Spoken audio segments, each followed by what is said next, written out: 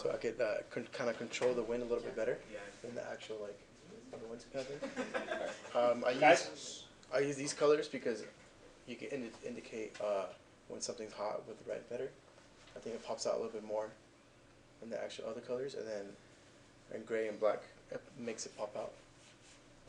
Yeah, I know I screwed up on the windrows because I put a different color than everything else. Not necessarily.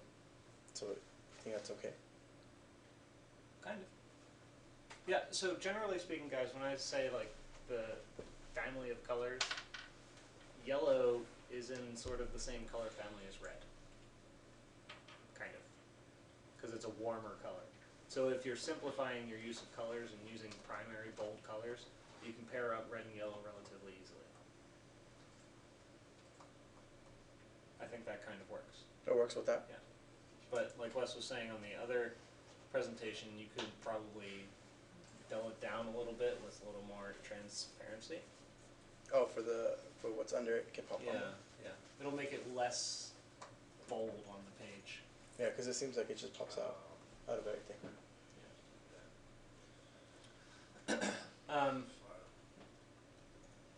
Anything else on this, or is that? That's pretty much it. Okay, so the louver strategy is very similar. The use of lines with it being red and dashed is good. I would consider having, showing the difference between the wind coming in on the left and the wind. Oh, like how Harrison had it? Yeah. Okay. Yeah. Because that's really intense western wind. Yeah, because mostly, yeah. Yeah, and so you'll have to kind of do the same sort of consideration if you're going to use these kinds of louvers in this condition about whether or not you want to show action, if you want them to be static. So if they're action, you show them thinner, right? Because yeah. Do it this way real quick. So what I would probably do, and I'm just spitballing here, guys, I would use a relatively thin line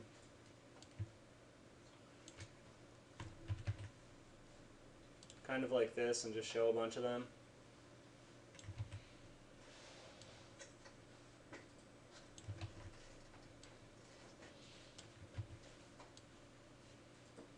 Okay, I'm not going to be exhaustive about it, but I would just use a relatively thin line, kind of like that, and then maybe go very thin with like a 0.5 and dash it. And show the alternate.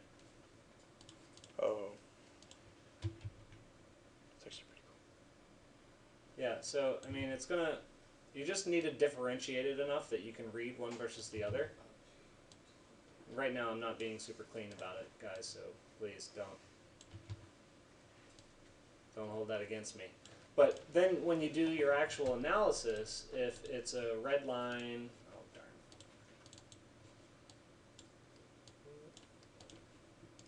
If you're going to do a red line that comes in straight,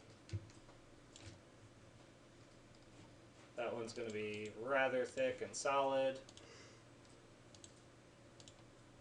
And then it's going to become diffuse as it transitions out. So that one will be dashed and thin. What about if you want to show the other way? Since Oh yeah. Well. Can you do it the same way, or just do different colors? You can use different colors. You can use different dash. Maybe actually one of the things I was considering, I think before, was to make these dotted rather than dashed. So let's see, we'll do 1 and 1. It's probably a little too thin, but you can see a difference at least. And then you can use a dotted line instead. So we'll go with 1 and 2 and 2.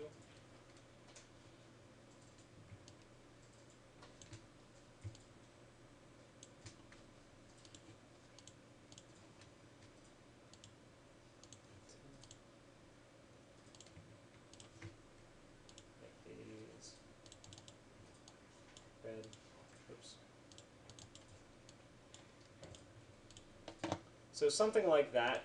It looks a little crazy right now. What it's going to take is some finessing the different line types that you're using.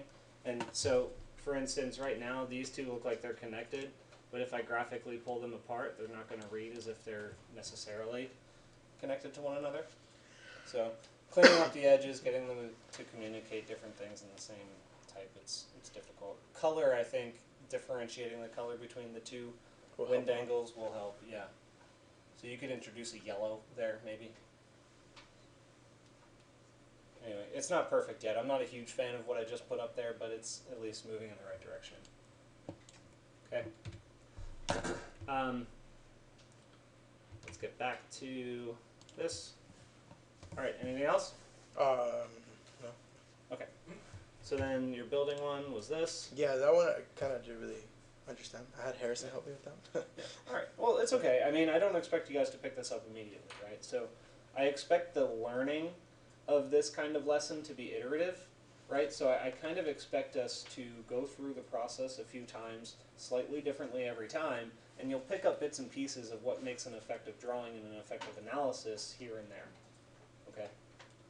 So yeah, essentially this is what we produced in class the other day. Yeah. The use of blue here I think is not great, but the yellow is good. Blue's a little too dark. It's also outside of your color palette. Yeah. So red should have been better? Or even Yeah, black? I would have used red there. But I think I actually did use red in mine. I used red with a yellow, I think, coming in. Yeah. Anyway. All right, questions? Concerns? Comments? Okay. Thanks.